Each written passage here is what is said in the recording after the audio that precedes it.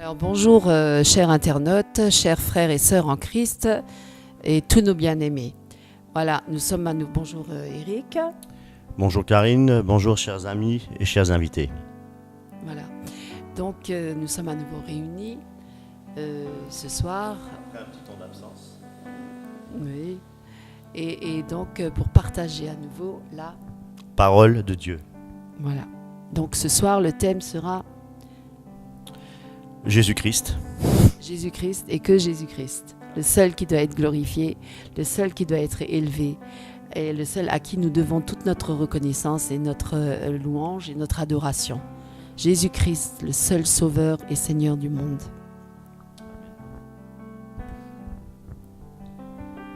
Voilà donc chers invités, effectivement, je crois que actuellement dans les églises, il y a divers sujets, divers thèmes qu'on peut donner.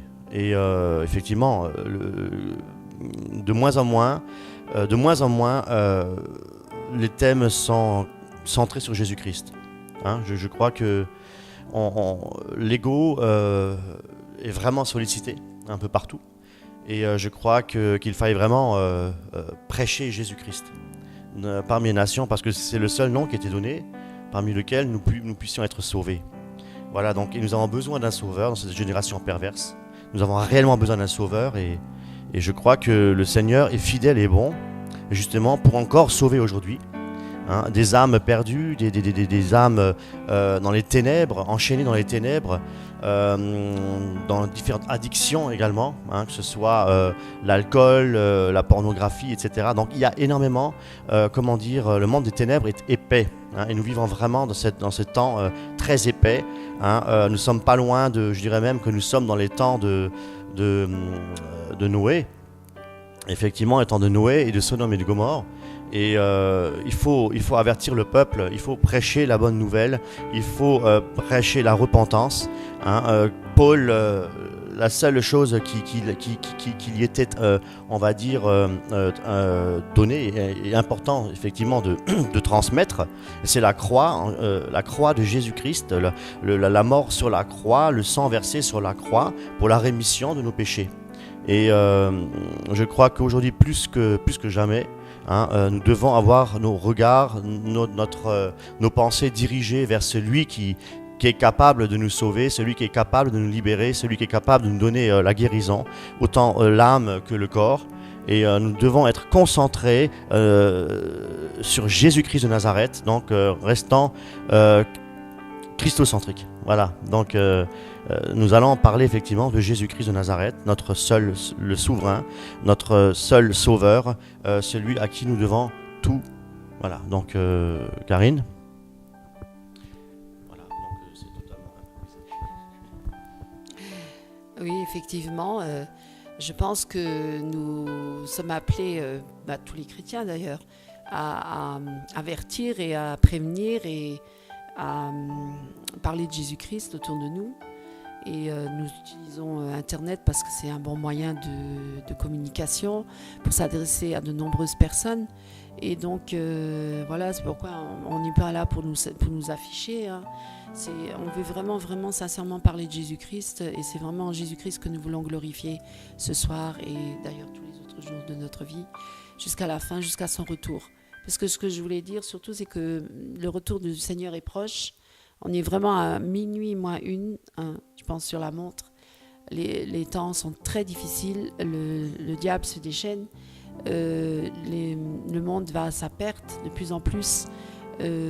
Voilà, la corruption est très grande dans le monde, mais aussi parmi les chrétiens. La corruption est grande aussi dans les églises.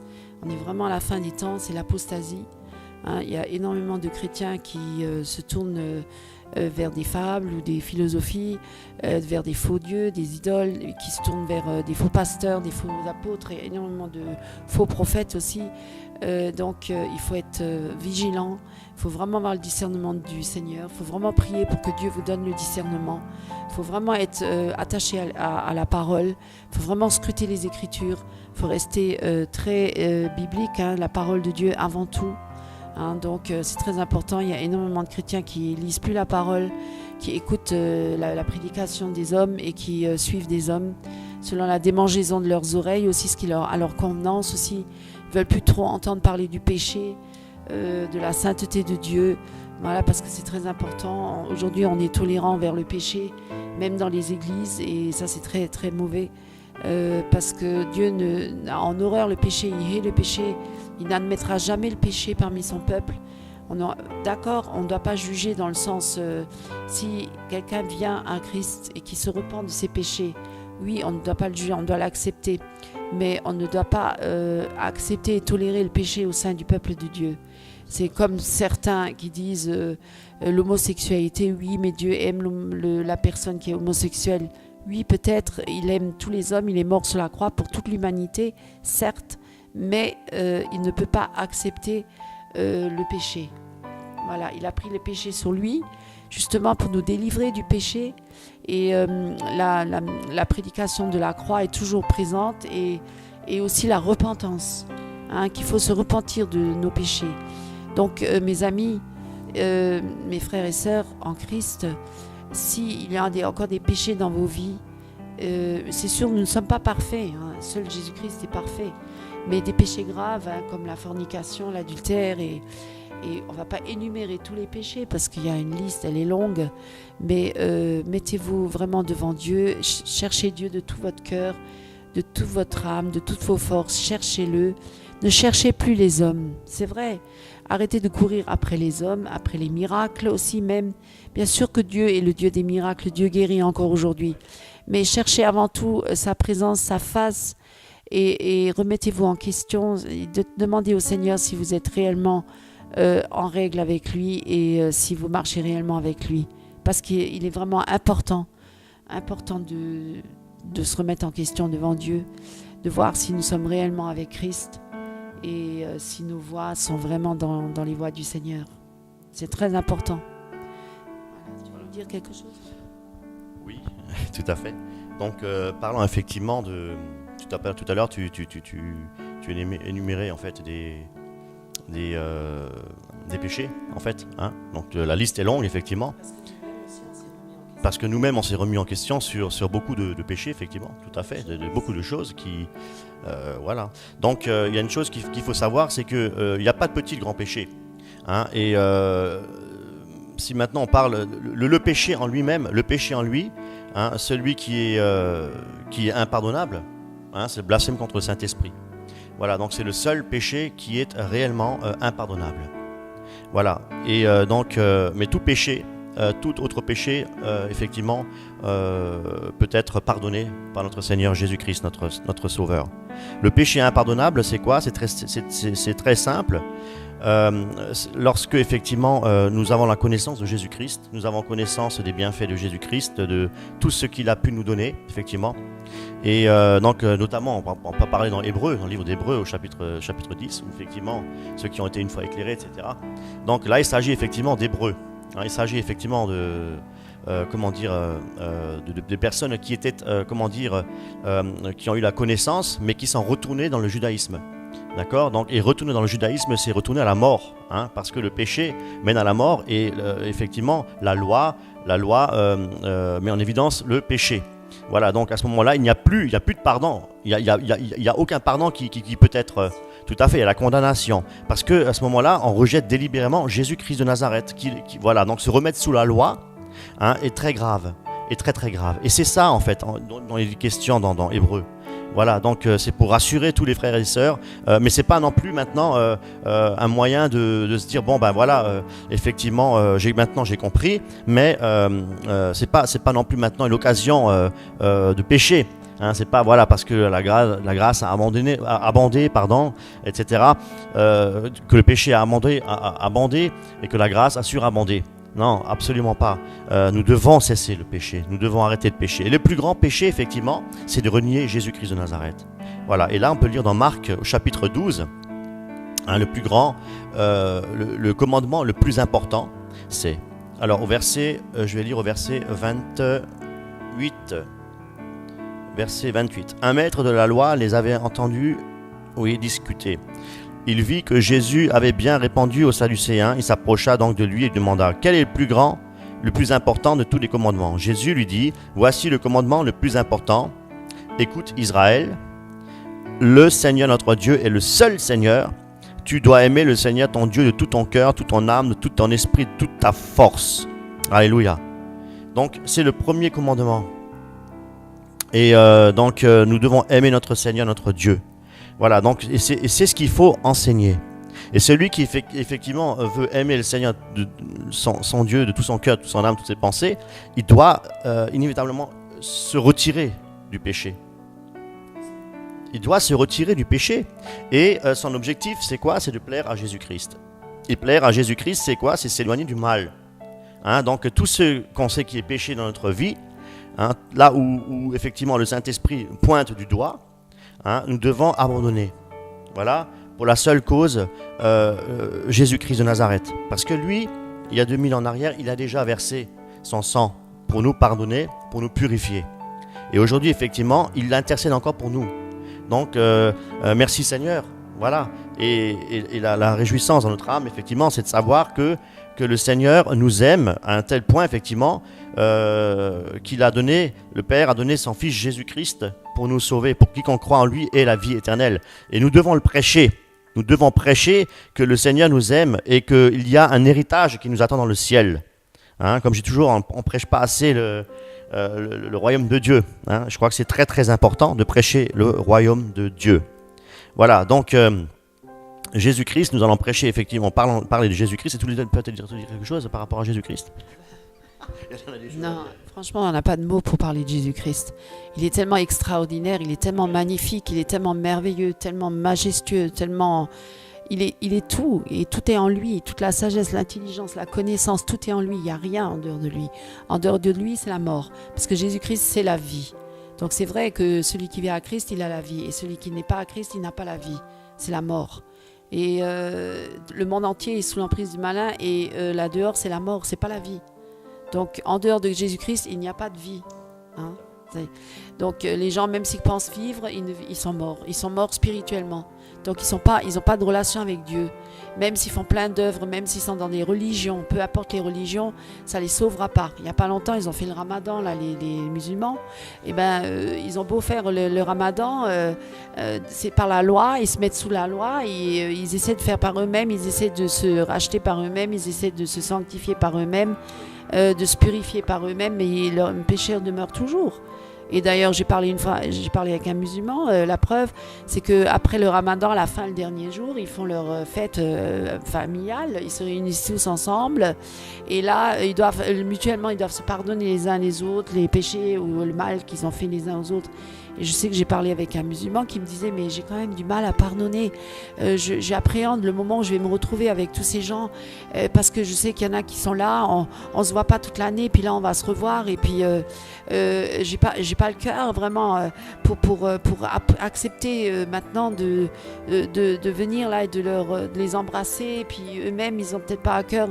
Il parlait de sa sœur aussi, il disait je l'ai vue dans la rue, elle m'adressait même pas la parole, et on se faisait la tête. Et maintenant là, parce que par obligation, parce que c'est le ramadan, parce que c'est la fin du ramadan, on va se retrouver tous ensemble, et on va avoir tous l'amertume dans le cœur, les aigreurs, et qui sait, mais c'est vrai, qui sait qui les délivre de tout ça?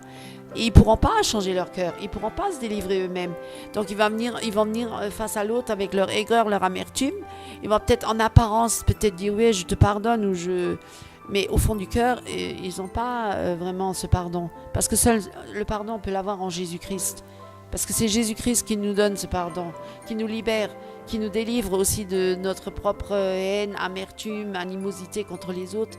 C'est vrai, dans le monde, et même les chrétiens entre eux, ça arrive souvent. Le diable, bien sûr, il provoque des situations où on se fait du mal, on dit des méchancetés, on dit du mal à son prochain. Et parfois, ça peut être très violent, et le cœur n'est pas protégé par le sang de Jésus, par le bouclier de la foi, et puis on se sent des dards enflammés de l'ennemi, et puis on accuse les coups, et puis très mal. Et après, on se révolte, on se met en colère, parfois contre Dieu, mais souvent contre son prochain, et on n'arrive pas à pardonner. C'est vrai, et là, on a besoin de la grâce. On a besoin de Jésus-Christ, qui lui, est le pardon par excellence. Parce que, regarde, il est mort sur la croix. on lui a fait du mal, on l'a flagellé, on l'a craché dessus, on s'est moqué de lui, on l'a injurié, on l'a trahi, on l'a crucifié, on l'a fouetté. Plus de 40 coups, je veux dire, donc il était vraiment, alors qu'il n'avait commis aucun mal, il n'avait fait que le bien autour de lui, et pourtant on lui a fait tellement de mal, et pourtant il était sur la croix, il a dit, Père, pardonne-leur, ils ne savent pas ce qu'ils font. Donc lui, c'est vraiment le pardon par excellence.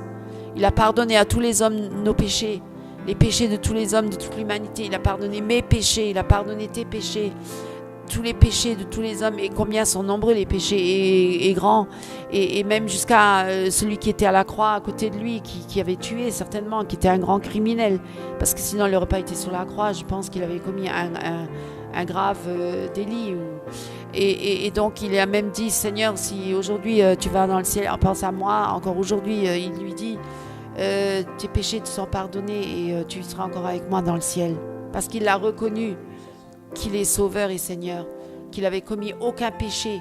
Jésus n'avait commis aucun mal, aucun péché. Qui a fait ça sur la terre? Aucun homme n'a fait cela. Aucun homme n'a... Tout homme pêche, que ce soit même en parole. Voilà, certains disent, je n'ai pas commis le crime, je n'ai pas tué, mais je peux tuer avec ma langue. Donc je veux dire, le seul qui n'a commis aucun péché, c'est Jésus-Christ. C'est le seul. C'est pourquoi il peut parfaitement nous sauver et nous délivrer de nos péchés, parce qu'il a pris tous nos péchés sur lui. Et donc il nous donne le pardon, il nous a pardonné. Donc nous aussi, on doit pardonner. Donc c'est important, le pardon. Et donc je reviens avec ce musulman, parce qu'il s'est mis sous une loi, dans une religion. Eh bien ça ne l'a pas sauvé pour autant, et il est toujours aussi amer, et il a toujours autant cette aigreur dans son cœur, qu'il ne peut pas pardonner.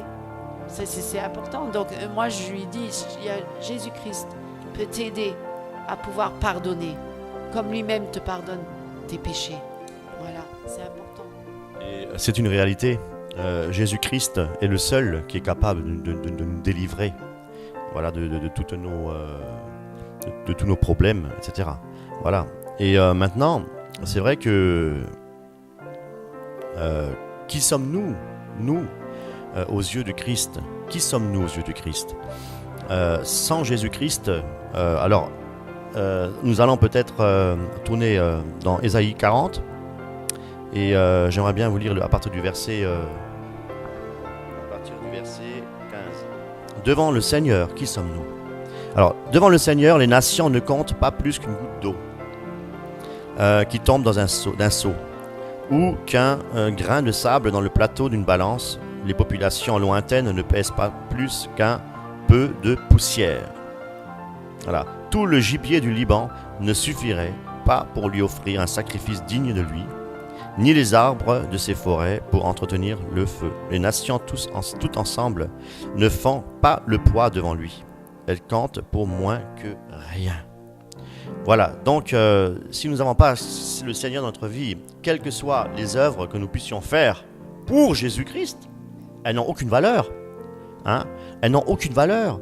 Venir tous les dimanches matin à l'église pour louer le Seigneur n'a aucune valeur si notre cœur n'est pas, si nous n'avons pas un cœur repentant, et si nous n'adorons pas, comme nous l'avons vu tout à l'heure, notre Seigneur, Shema Israël. Donc, si nous n'avons pas de l'amour pour notre Dieu, hein, c'est un amour religieux. C'est un amour qui n'a aucune valeur devant Dieu. Aucune. Voilà, nous ne sommes rien devant le Seigneur. Mais avec Christ, nous sommes plus que vainqueurs, alléluia.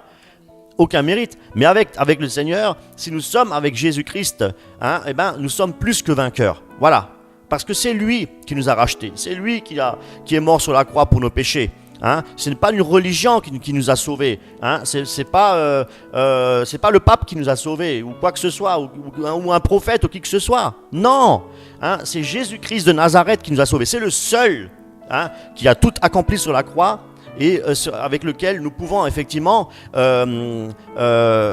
jouir de toutes ces choses éternelles. Hein, parce qu'il nous offre la vie éternelle. Jésus-Christ est notre sauveur. La vie éternelle. Eh bien, vous voyez, comme le corps a besoin de pain pour se nourrir, hein, on a besoin, le corps a besoin pour avoir cette vie qui est une vie à durée limitée. Hein, à un certain âge, voilà, donc le corps affaibli, etc., le cœur qui lâche, etc., hein, l'homme est fatigué, l'homme retourne à la poussière. Hein, nous sommes toujours rien que de la poussière.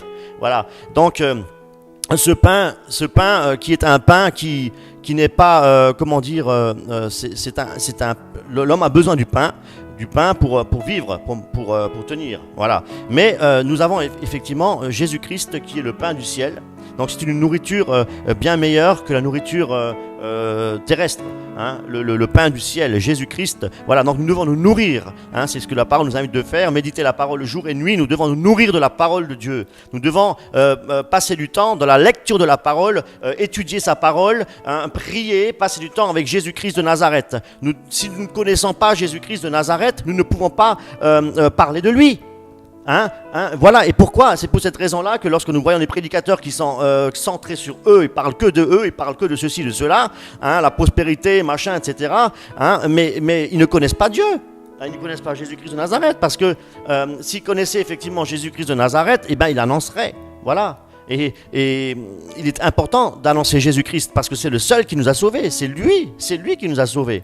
Voilà, donc parler de soi-même, hein, c'est quelque part, c'est encore être égoïste. Hein, et parler de soi-même, c'est se glorifier soi-même, c'est l'œuvre du Satan. Hein, c'est Satan qui désire que l'homme... non, c'est Satan qui désire être glorifié. Voilà, donc avant tout, donc, surtout pas prêcher la croix, surtout pas prêcher la repentance. Hein, mais prêcher un évangile qui fait du bien, on va dire, à la chair. Voilà. Donc, et ça, là, je vous dis, mes amis, il y a un danger, un grand danger. Voilà. C'est pour ça qu'il faut revenir à Jésus-Christ. Il faut revenir et prêcher Jésus-Christ. Voilà. Donc, si Jésus-Christ n'est pas prêché, hein, il ne peut pas y avoir des manifestations surnaturelles. Hein, parce que Jésus-Christ n'est pas glorifié. Le Saint-Esprit, il est là justement pour que Jésus-Christ soit glorifié. Donc un homme de Dieu, il n'est rien. Il est la poussière. Hein, il doit tout ce qu'il doit faire. Un homme de Dieu est la poussière. Nous avons lu tout à l'heure également, hein, une goutte qui... Voilà. L'homme n'est rien. L'homme n'est rien. Donc il a besoin de proclamer Jésus-Christ.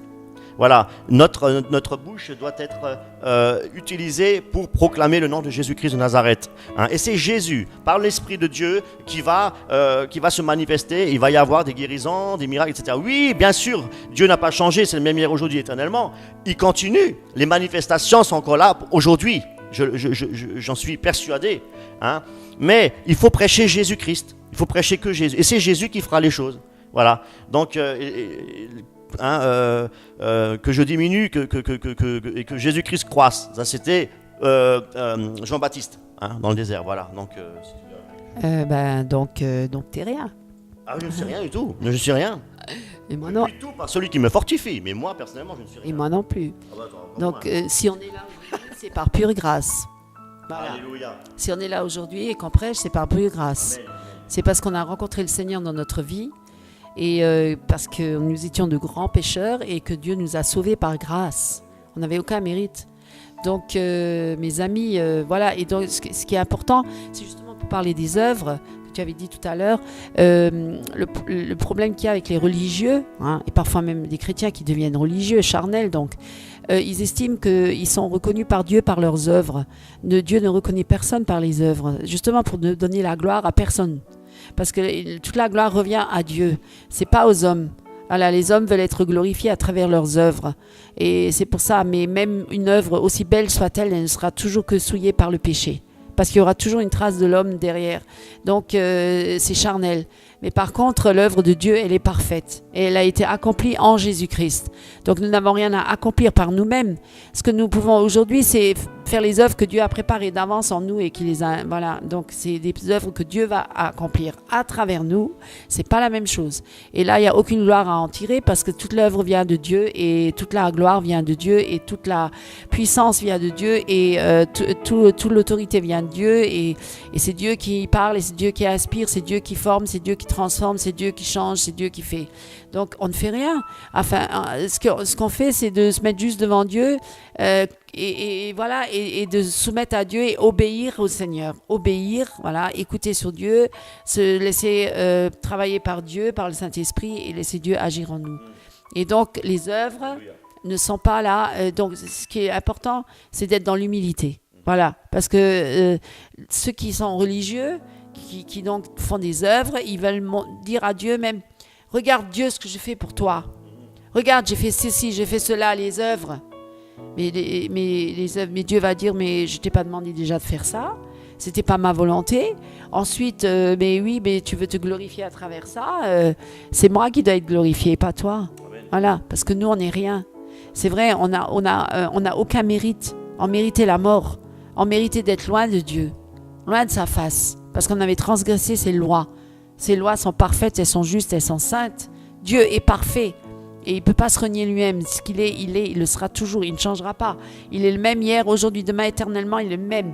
Et il est saint, et il restera toujours saint. Et le péché ne peut pas cohabiter avec Dieu. Les ténèbres ne peuvent pas cohabiter avec la lumière. Donc on est tous condamnés.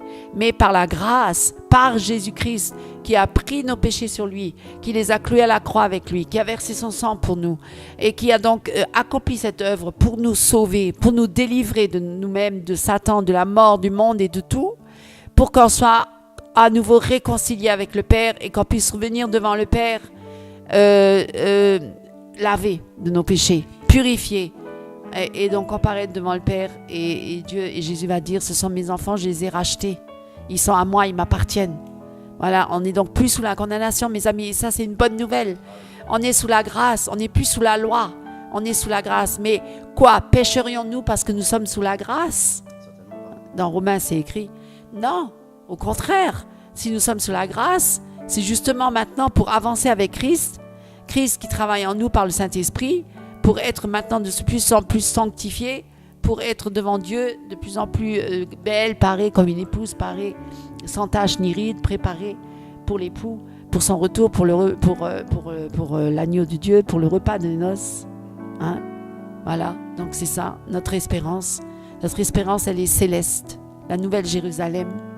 Nous sommes l'épouse de Christ. Donc nous devons nous laisser travailler par le Saint-Esprit pour être sans tache ni ride, parfait en Jésus-Christ.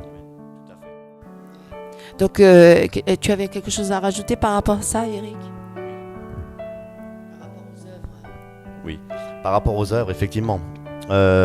Si nous pratiquons encore, des rites, notamment juifs, etc., que ce soit le Shabbat, des choses comme ça, c'est qu'il y a une incompréhension. Il y a une incompréhension par rapport, par rapport au sacrifice de Jésus-Christ de Nazareth. Nous n'avons plus besoin de se remettre sous la loi. C'est pas important. C'est plus important. Et puis d'ailleurs, la parole, Paul nous dit bien qu'il n'y a plus ni juif ni grec. Donc, le peuple juif, nous sommes rattachés sur le peuple juif, nous sommes également des voyageurs, des pèlerins. Donc, nous avons tous un seul but, c'est celui, les païens, comme les juifs, pour ceux qui se tournent vers Christ. Donc, je crois également qu'il y aura un reste qui se tournera vers Jésus-Christ, ça c'est clair, qui reconnaîtront Jésus comme leur Seigneur et Sauveur.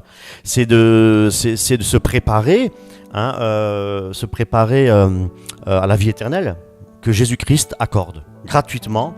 À tous ceux qui se soumettent à sa volonté. Parce que croire en Jésus-Christ ne suffit pas. Croire, nous sommes sous la grâce, effectivement, mais croire ne suffit pas, parce que le démon aussi croit et tremble. Ce qui est important, c'est surtout d'aimer le Seigneur, comme nous l'avons lu, effectivement, de tout notre cœur, toute notre âme, toute notre pensée, et c'est surtout pratiquer les commandements. Les commandements ne sont pas pénibles, nous dit la parole de Dieu. Et les commandements, c'est quoi? C'est de marcher dans la sanctification. Les commandements, c'est de mettre la parole de Dieu en pratique.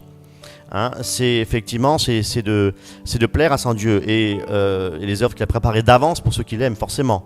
Donc, ce qui est intéressant à noter, c'est que nous ne pouvons pas, par nos propres efforts, faire le bien. C'est-à-dire, le bien que nous faisons par nos propres efforts ne sauve pas.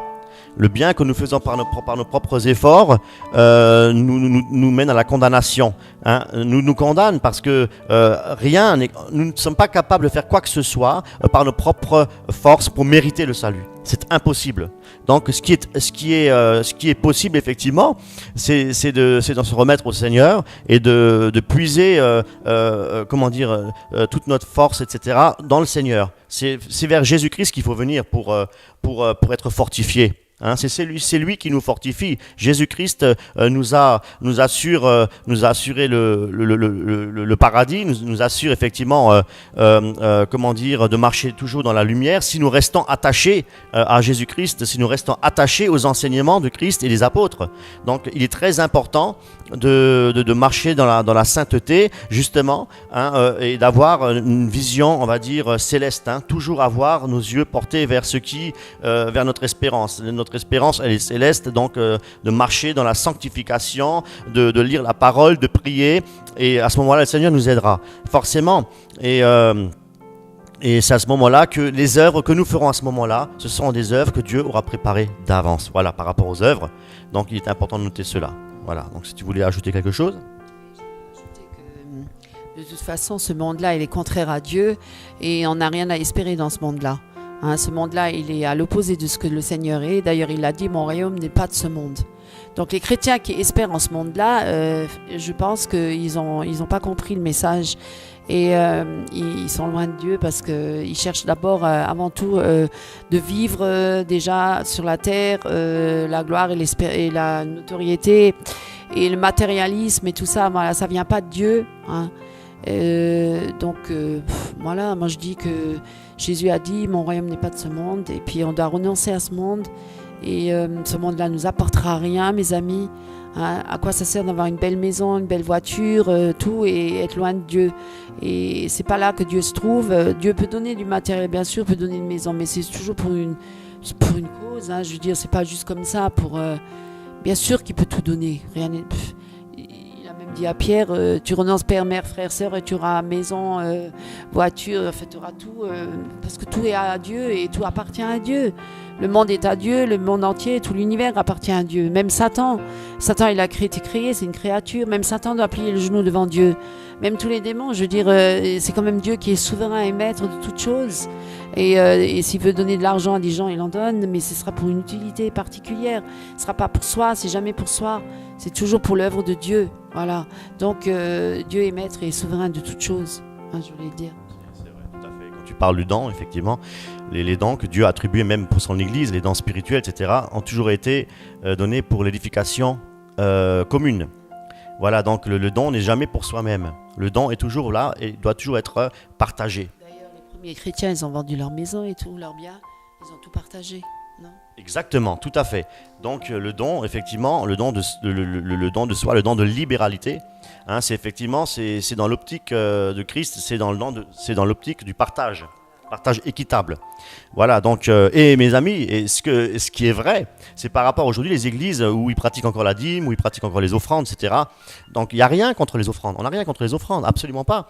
Mais l'offrande doit être, être donnée pour les personnes qui, justement, qui sont peut-être dans le besoin au niveau de l'assemblée. L'offrande mais jamais, je vous dis jamais, pour repeindre. Voilà, pour enrichir le pasteur ou pour peindre les bâtiments, etc. Ou de créer de belles grandes églises avec des superbes orgues, avec des machins. Donc tout ça, ça n'a aucun sens. Ou voyager en première classe, etc. Dans un hôtel de luxe, là où les artistes vont, comme Madonna par exemple. Ouais, exactement. Donc, non. Tout à fait, c'est vrai ce que tu dis. Non, absolument pas. Le Seigneur, si le Seigneur a mis sur notre cœur, à notre cœur, de faire des offrandes, les offrandes, on les fait à Dieu. Et comme la parole de Dieu nous dit que le bien que tu fais au plus petit de mes enfants, tu le fais à moi-même. Alors on parle en matière de frères chrétiens. On est quand même dans le monde spirituel, le monde chrétien. Voilà, donc il est important de savoir que l'offrande est uniquement important aux yeux de Dieu, hein, pour celui qui est dans le besoin. Voilà, donc ça, on tenait quand même à le dire. Voilà, donc on va se centrer à nouveau sur Jésus parce que c'est ça qu'on voulait ce soir particulièrement témoigner de la grandeur, de la splendeur, des merveilles de Jésus-Christ, de son amour, de sa grâce, de son pardon. Lui qui n'avait commis aucun péché a tellement souffert sur la terre et qu'est-ce que nos souffrances à côté de lui ? Je veux dire, parfois, on se plaint tellement vite. On est aussi parfois on a tendance à être des chrétiens qui pleurnichons beaucoup et qui se plaignons beaucoup. Et ça, c'est aussi un piège, mes amis, parce qu'on devrait être dans la joie. Il y a marqué dans la Bible, réjouissez-vous en tout temps. Et soyez dans la joie et dans l'allégresse, même si on vit des tribulations, des afflictions, même si on est persécuté, on doit glorifier Dieu. On doit toujours être parce que même Paul ou Pierre, quand ils étaient en prison, ils ont loué, ils ont adoré Dieu et les murs, les portes sont ouvertes et voilà. Et donc, parce qu'on n'est pas de ce monde, donc notre espérance est céleste et notre royaume c'est le ciel et donc on n'a pas à se préoccuper de ce qu'on vit. D'ailleurs, Paul l'a dit, je vis dans l'abondance, je vis dans la disette, gloire à Dieu. Et puis même Job sous la loi, il disait Dieu a donné, Dieu a repris, gloire à Dieu. Il continuait à glorifier Dieu. Ce que voulait Satan, ce que Satan veut, c'est que les chrétiens commencent à se plaindre et à montrer du doigt à Dieu et dire ouais, regarde Dieu, ce que je vis, mais c'est pas normal, et ci et ça, là. On a aussi un adversaire qui est là pour nous faire du mal. Et Job, en toute chose, n'a jamais renié Dieu. Même sa femme lui a dit renie Dieu et meurt. Et maudit Dieu et meurt. Et pourtant, il ne l'a pas maudit. Il a dit, nu je suis arrivé, nu je repartirai. Ce qui veut dire, mes amis, nous n'apporterons rien avec nous. Alors soyons attachés avant tout à Christ, pas à nos biens, à notre matériel, ou à notre voiture, ou à notre maison, ou même à notre argent, ou même à notre ministère. Parce qu'il y en a qui s'attachent tellement à leur ministère dans l'église. Sans leur ministère, ils sont perdus. Si demain Dieu leur enlève ce ministère et qu'il les met dans le désert un temps, est-ce qu'ils vont être malheureux ? Qu'est-ce qui compte avant tout ? Ce qui compte avant tout, c'est notre relation avec Dieu, c'est notre communion avec Dieu, notre intimité avec lui. C'est ça, et c'est ça qui prime. Quand je sois dans le désert ou que je sois devant une multitude de gens, je dois être pareil, toujours dans l'humilité, mais toujours dans la communion avec le Seigneur. Ça veut dire qu'il y ait des milliers de gens devant moi ou qu'il n'y en ait qu'un seul. Ça doit être pareil pour moi, ça ne change rien. Que je sois dans le désert ou que je suis quelqu'un qui est dans le secret, dans ma maison, qui prie, qui intercède pour les âmes. Je ne suis pas connue, je ne me vois pas sur Internet, je ne suis pas affichée dans les grandes affiches, séminaires. Est-ce que Dieu ne voit pas ce qui se passe dans le secret de nos maisons, dans nos cœurs ? Et parfois, voilà, donc c'est pas forcément le fait de faire une grande œuvre qui est vue par tous que forcément Dieu va l'agréer, ou plus que quelqu'un qui est dans le secret et qui prie et voilà, qui prie pour les âmes, qui intercède pour les âmes. Donc c'est ce qui est important, c'est notre relation avec Jésus-Christ, la communion avec lui, d'être en intimité avec lui. Voilà, ça c'est important, d'être dans l'obéissance, d'écouter sur Dieu, écouter sa voix, écouter, obéir. L'obéissance vaut mieux que les sacrifices. C'est très important. Oui, effectivement. C'est Jésus-Christ, comme je disais, c'est le seul nom qui a été donné, par lequel nous pouvons être sauvés, par lequel nous sommes sauvés. Et je crois vraiment qu'il faille regarder dans cette direction, vers Jésus-Christ, la croix. C'est lui qui nous a délivrés de toutes les iniquités, de tous les péchés. Il a vaincu sur la croix, il a exposé publiquement Satan et sa défaite. Et nous aspirons effectivement maintenant... Oui. Juste pour dire la bonne nouvelle. La bonne nouvelle, c'est que Jésus est venu pour détruire les œuvres du diable. La bonne nouvelle, c'est que Jésus est venu nous délivrer de l'emprise de Satan. La bonne nouvelle, c'est qu'il est venu nous délivrer de nos péchés, et par là, celui qui pêche, l'homme qui pêche, qui mourra. Donc, il nous délivrer de la mort et l'emprise de Satan, parce que Satan avait un pouvoir sur nous à cause de nos péchés. Parce qu'il y avait la mort qui, voilà.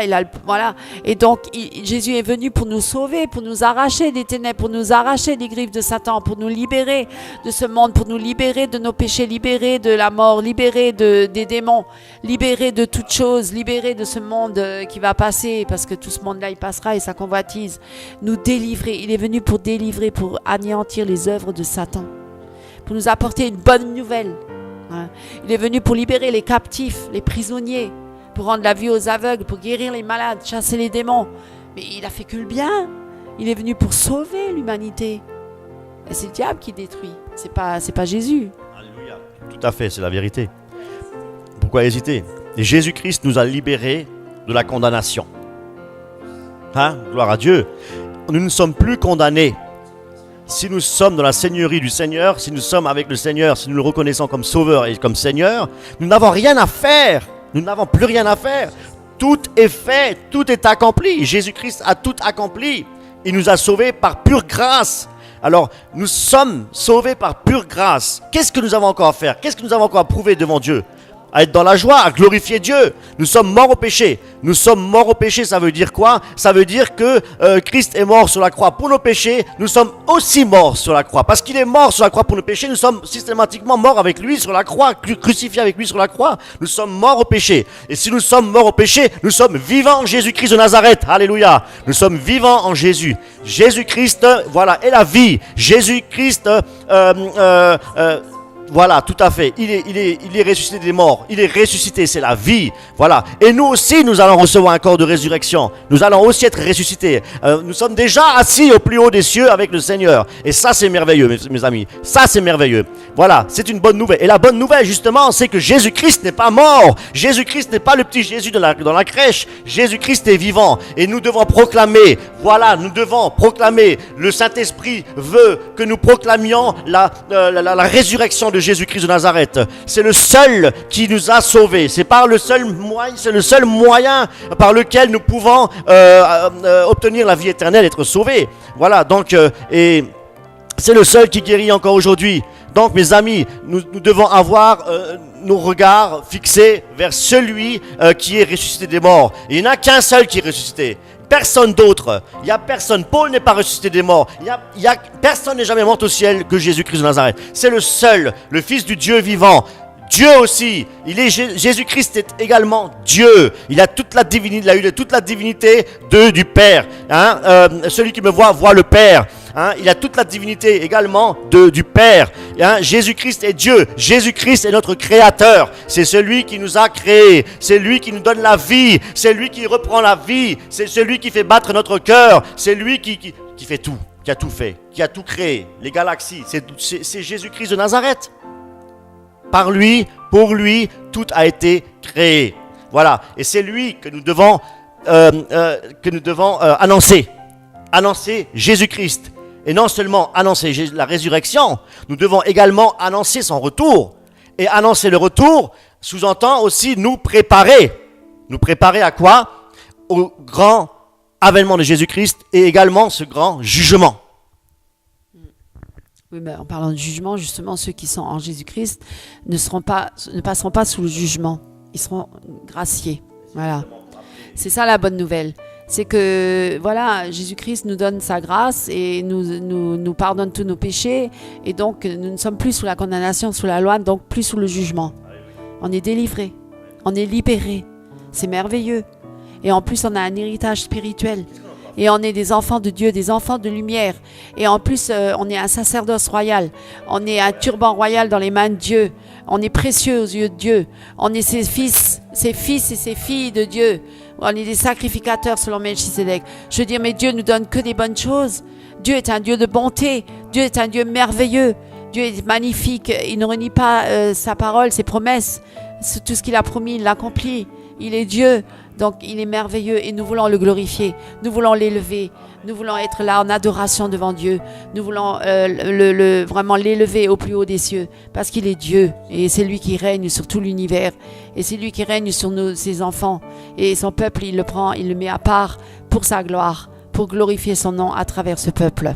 Alors mes amis, préparez-vous à son retour, sanctifiez-vous, purifiez-vous, remettez-vous en question, mettez-vous devant Christ, devant le Seigneur et laissez-le vous travailler, laissez le Saint-Esprit travailler en vous et acceptez même de passer par des brisements parfois, justement pour que le Seigneur puisse régner en nous et renoncer, qu'on renonce à nous-mêmes, à notre chair, à notre désir propre, à nos propres voies, à nos propres projets.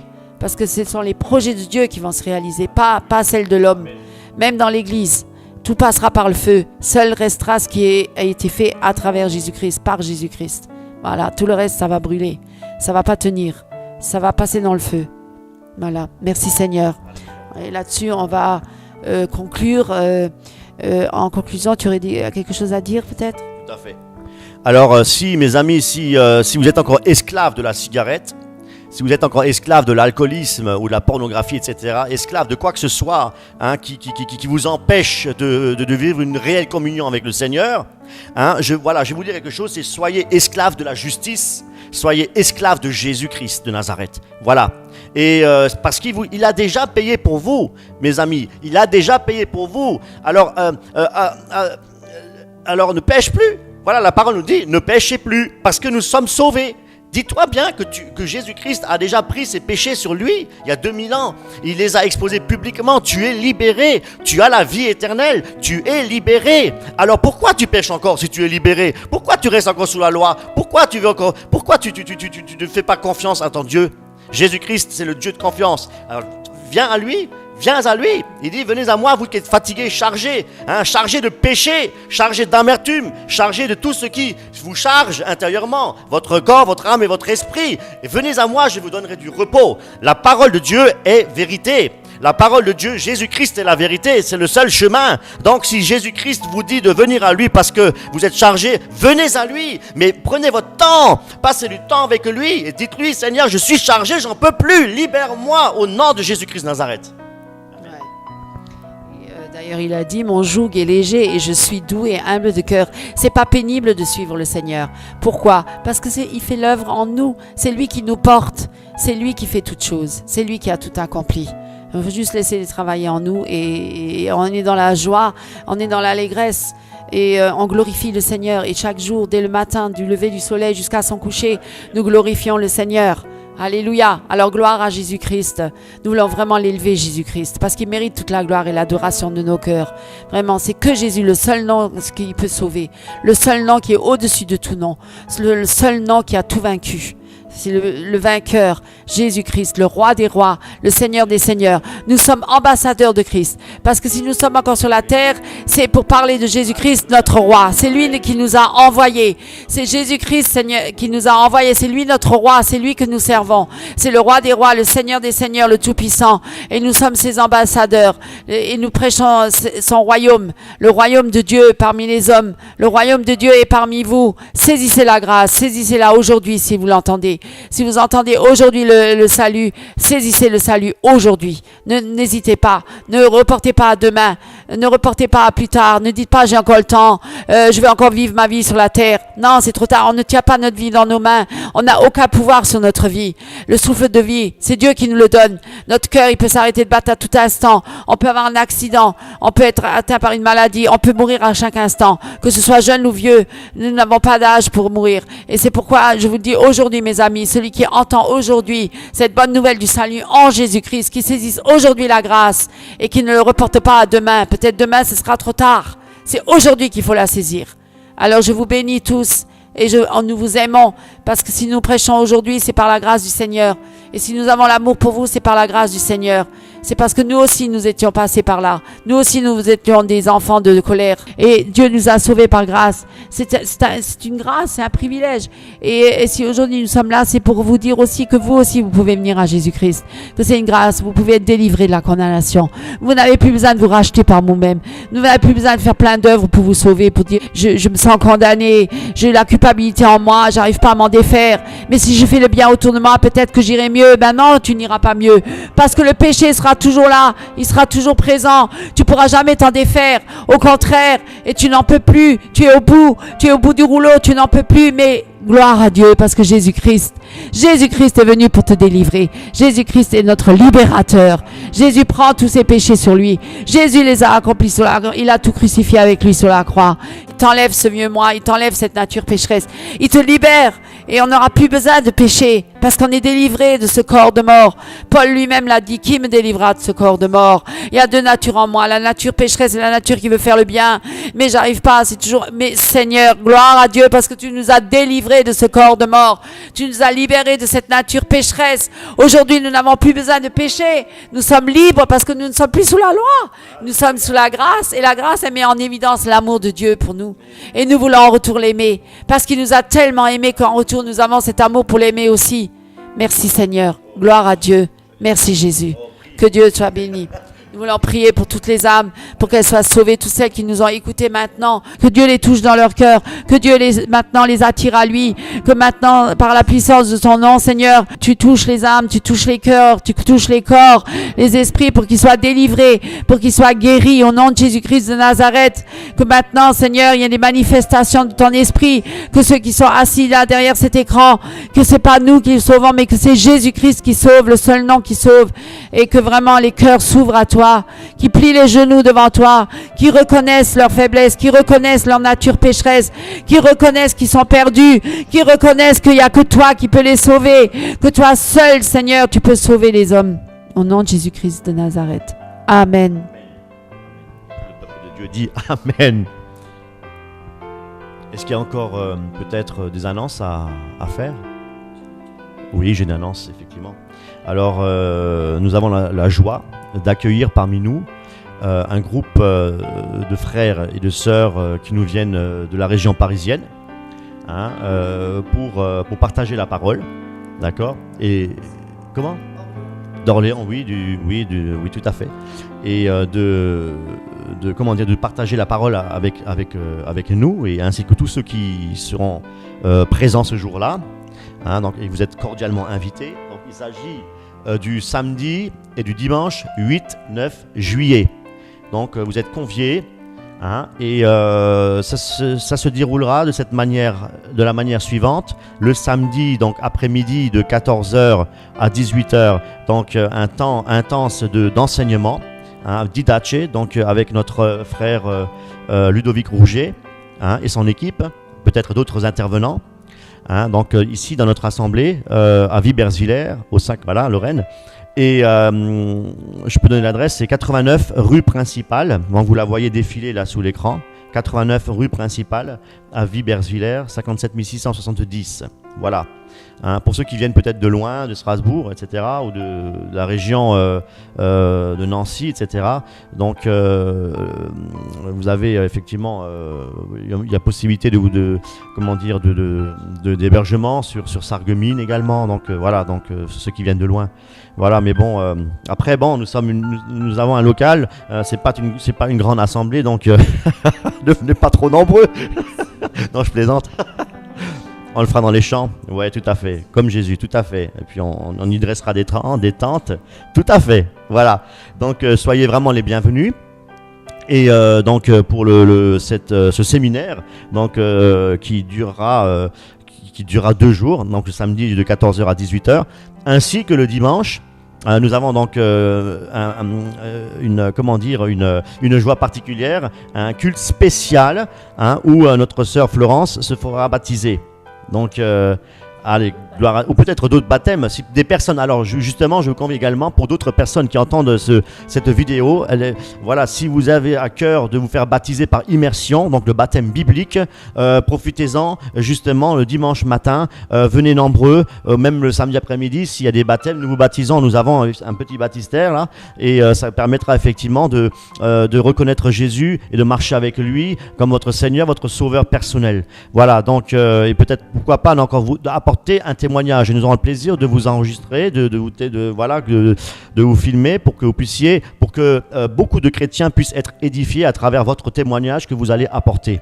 Donc ça, ce sera donc ce culte spécial, ou peut-être samedi après-midi, voilà, pour le baptême. Maintenant, nous allons également le dimanche après-midi, donc avant leur départ de nouveau sur Paris, il y aura un partage dimanche après-midi de 14h à 16h sous forme de questions-réponses. Alors vraiment, que le Seigneur vous bénisse. Je vous dis à bientôt. À bientôt.